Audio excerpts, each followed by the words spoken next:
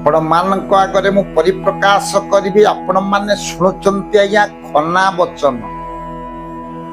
आम पुराण मध्य शास्त्र मध्य ये कथा मध्य लोकायित भाव अच्छी खना वचन अनेक भविष्यवाणी निश्चित भाव ये समाज को अनेक सतर्क कथा आज्ञा जन तेरे जो खना वचन आवृत्ति करा जाउची जो खना वचन आपण माने पढ़ुचंती या नामटा कहीं खना वचन होइछि जड़े आज्ञा कथा न कहि पारिला परे पार्टी रे जो मानकर भाषा लागेनी से माने खनै खनै कथा कहिले आमे तांकु खना बोली कहिथु किंतु ये जो शास्त्र आमे खना वचन पढ़ुछु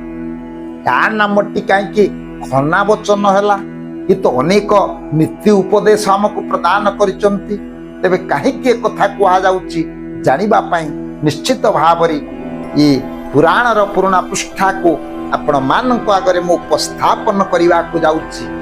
खना वचन आपण माने जानिचंती जो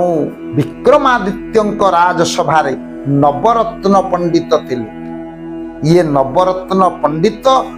विक्रमादित्यंकर अत्यंत घनिष्ठ थिले एवं तांक सभारे सभा पंडित भाव सदा सर्वदा उपस्थापन करथिले राजा अनेक तांको भल पाउथिले किंतु आज्ञा एमिति गोटा समय आसी पहुंचला ये जो नवरत्न पंडित धीरे धीरे लज्जित हेले तांक द्वारा आपण मानक मनरे प्रश्न ये नवरत्न पंडित ये होचंती शंकु वराह मिहिर घटकर्पूर कालिदास अमर सिंह बेताल भट्ट इत्यादि जो आज्ञा नवरत्न पंडित एमाने तो महाविद्वान कहीं पुणी समस्या पहुंचला कहीं पुणी राजांकर अप्रिय हवा को एमाने गले जानिबा निश्चित भाव रे पुराण रहस्य माध्यम रे यार सठिक तत्वटा कौन आपण माने जानिचंती आज्ञा खना वचन जो लिखा ये खना वचन किए कहिचंती ना ये नवरत्न पंडित थाउ थाउ आउ जने विदुषी थिले आउ जने आज्ञा ज्योतिष विद्या रे पारंगम होइथिले सबु पंडितन को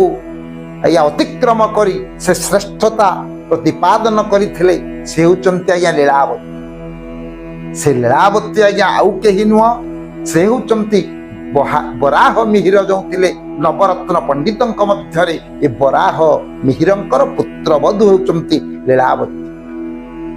तेणु से राजांकर अति प्रिय हेले चमत्कार कथा मान उपस्थापन कले सठिक गणना विचार कले अन्य पंडित माने तांको समसायक होई पारले ना अन्य पंडित माने एवं बराह मिहिर मध्य लज्जित हेले ये प्रकार कर्म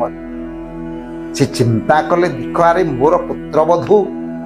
से इमिति ज्ञान अधिकारी होइछि मु मध्य राजांकर प्रिय होउछि मु लज्जित होउछि से एते ज्ञान अधिकारी होई जाइछि तेणु आज्ञा इमिति निष्ठुर हेले बराह मिहिर आपण जानी आश्चर्य हेबे इमिति विद्वान पंडितंक अंतर मध्यरे इमिति अहंकार जागृत हला सर्वनाशर पथ बाछिबाकु से कदापि पछाई गले तेणु बराह मिहिर तांकर पुओ को सत्य करैले सत्य करई कहिले जे पुत्र बधू लीलावतीर जुहा छेदन तोते करबा को पड़ी देखंतु आज्ञा ज्ञान को विलोप करबा पई पंडितंक मन मध्यरे एमिति ईर्षा जागृत हला जेते बेले पुओ को सत्य करई नेले लीलावतीर जुहा छेदन करबा को पड़िबो ई तो पितृभक्त काल विलंब न करी पितृ आज्ञा पालन करी जेते बेले लीलावतीर जुहा छेदन करबा पई प्रस्तुत हेले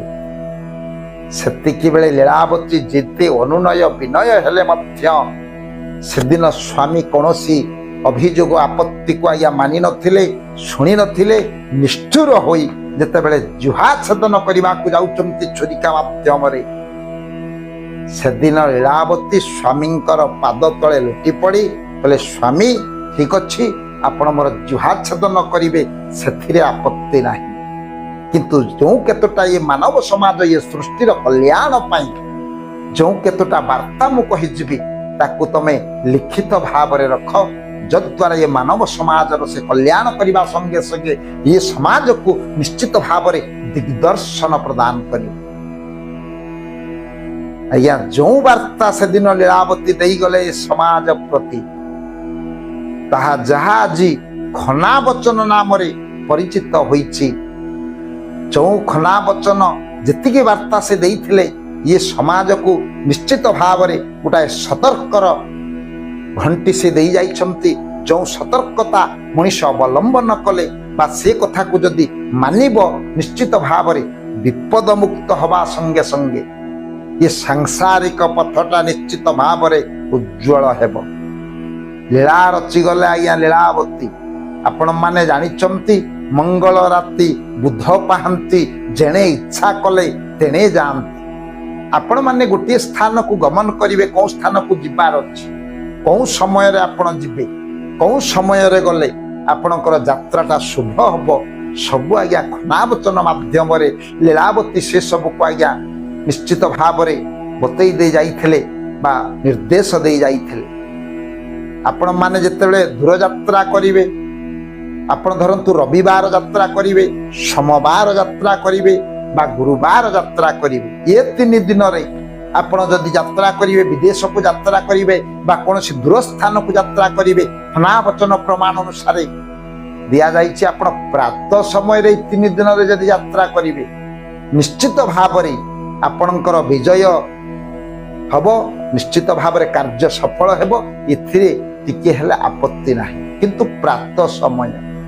ସମୟ ପୁଣି ଖନାବଚନ ମାଧ୍ୟମରେ କୁହାଯାଇଛି। ପ୍ରାତ ସମୟ କେତେବେଳେ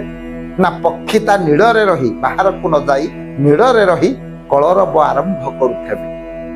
ପ୍ରାତ ସମୟର ଘଟଣା। ସେହି ସମୟରେ ଏଇ 3 ଦିନରେ ପ୍ରାତ ସମୟରେ ଗମନ କଲେ ନିଶ୍ଚିତ ଭାବରେ ତମର ବିଜୟ ହେବ ବା ଶୁଭ ଫଳ ପ୍ରାପ୍ତ ହେବ। ସେଇଥିପାଇଁ ଆଉ ଗୋଟିଏ ମଧ୍ୟ ସେଇ ଖନାବଚନରେ କୁହାଯାଇଛି, ମଙ୍ଗଳ ରାତି ବୁଧ ପାହାନ୍ତି, ଯେଣେ ଇଚ୍ଛା କଲେ ତେଣେ ଯାଆନ୍ତି। ମଙ୍ଗଳବାର ରାତି ପାହୁଥିବ, ବୁଧବାରର ପ୍ରାତ ସମୟରେ ଆପଣ ଯେଉଁ କର୍ମରେ ଯାଆନ୍ତୁ, କୌଣସି ପଞ୍ଜିକା ଦେଖିବାକୁ ପଡ଼ିବ ନାହିଁ, କୌଣସି ଯୋଗ୍ନି ଦେଖିବାକୁ ପଡ଼ିବ ନାହିଁ, ମାହିନ୍ଦ୍ର ବେଳା ଦେଖିବାକୁ ପଡ଼ିବ ନାହିଁ, ଅମୃତ ବେଳା ଦେଖିବାକୁ ପଡ଼ିବ ନା। ନିଶ୍ଚିତ ଭାବରେ ମଙ୍ଗଳ ରାତି ବୁଧ ପାହାନ୍ତିରେ ଆପଣ ଯଦି ନିର୍ଭୀକ ହୋଇ ଚାଲିଯିବେ, ନିଶ୍ଚିତ ଭାବରେ ଆପଣଙ୍କର କାର୍ଯ୍ୟ ସଫଳ ହେବ। କେତେ କଥା ଆଜ୍ଞା ଖନାବଚନରେ ପ୍ରମାଣ ଅଛି। ଆପଣ ଯାଉଛନ୍ତି, ଆପଣଙ୍କ ବାମ ପାରୁଷରେ ଯଦି ଆପଣ ଶବକୁ ଦର୍ଶନ କରିବେ, ଅମୃତ ତୁଲ୍ୟ ଫଳ ପ୍ରାପ୍ତି ହେବେ, ଶୁଭ ହିଁ ଶୁଭ ହେବ। ଆଗରେ ଯଦି ଗୋଟା ନେଉଳଟେ ବାହାରିବ, ତେବେ ସେ ନେଉଳକୁ ଆପଣ ଯଦି ଦର୍ଶନ କରିଯିବେ, ନିଶ୍ଚିତ ଭାବରେ ଆପଣ ଶୁଭ ଫଳ ପ୍ରାପ୍ତ ହେବେ। ଶଙ୍ଖ ଧ୍ୱନି ଧରନ୍ତୁ, ବିଶେଷ କାର୍ଯ୍ୟରେ ଆପଣ ଗମନ କରିବା ସମୟରେ ଶଙ୍ଖ ଧ୍ୱନିଟେ ଆପଣଙ୍କ କର୍ଣ୍ଣରେ ବାଜିଲା, ସେ ଶଙ୍ଖ ଧ୍ୱନି ଶୁଣିଲା ପରେ ନିଶ୍ଚିତ ଭାବରେ ଆପଣଙ୍କୁ ଶୁଭ ଫଳ ପ୍ରାପ୍ତ ହେବ। ଏ ଖନାବଚନର ଇଏ ନିୟମ ମଧ୍ୟ ଅଛି। ଏବଂ ଯିବା ସମୟରେ ମତ୍ସ୍ୟ ଏବଂ ଦଧି ଆକୁ ଯଦି ଦର୍ଶନ କରିବେ, ଆପଣଙ୍କୁ ନିଶ୍ଚିତ ଭାବରେ ଶୁଭ ଫଳ ପ୍ରାପ୍ତ ହେବ। ସଧବା ନାରୀ ମନ୍ଦିରରୁ ଯେତେବେଳେ ପୂଜା ସାରି ଫେରୁଥିବେ, ଏ ଦୃଶ୍ୟକୁ ଅବଲୋକନ କରି ଆପଣ ଯଦି ଦୂରଯାତ୍ରା କରିବେ ବା ଦୂରକୁ ଯିବେ, ନିଶ୍ଚିତ ଭାବରେ ଶୁଭ ଫଳ ପାଇବେ। ତା ଛଡ଼ା ଆଉ ଗୋଟେ ନିର୍ଦ୍ଦେଶ ଦେଇଛନ୍ତି, ପୁରୁଷର ଡାହାଣ ଆଖି ଯଦି ଆଜ୍ଞା ଡେଇଁବ, ଆଖି ଫରକିବା ବୋଲି କୁହାଯାଏ, ତେଣୁ ପୁରୁଷର ଡାହାଣ ଆଖି ଯଦି ଫରକୁଥାଏ, ନିଶ୍ଚିତ ଭାବରେ ଶୁଭ ଫଳ ପ୍ରାପ୍ତ ହେବ। ନାରୀର ବାମ ଆଖି ଯଦି ଫରକୁଥାଏ, ନିଶ୍ଚିତ ଭାବରେ ତାଙ୍କର ଶୁଭ ଫଳ ପ୍ରାପ୍ତି ହେବ।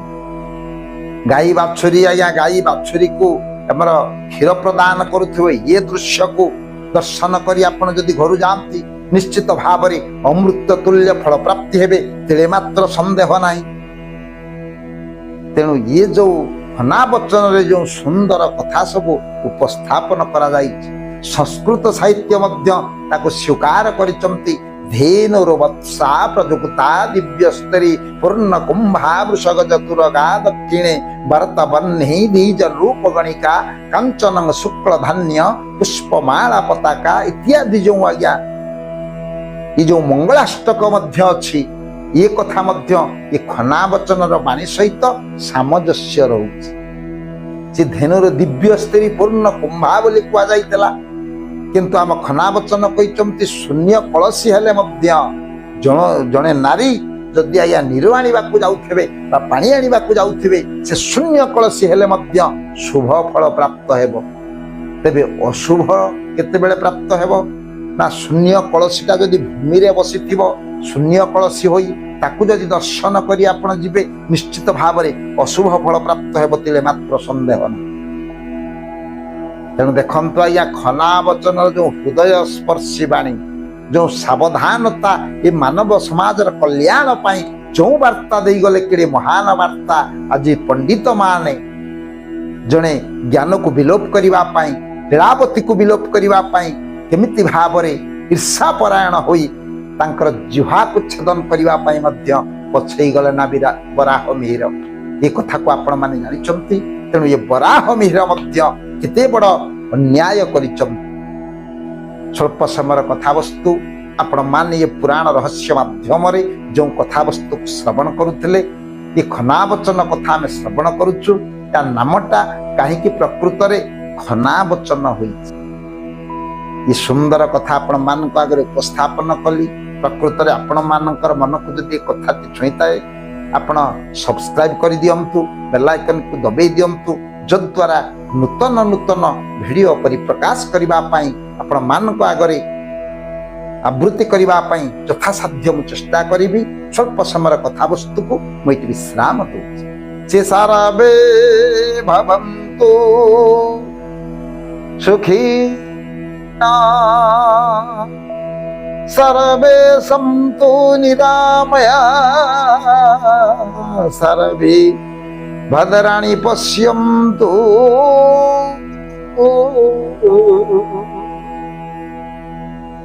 मा कश्चित् दुःख भाग भवे। ओम शान्ति ओम शान्ति ओम शान्ति।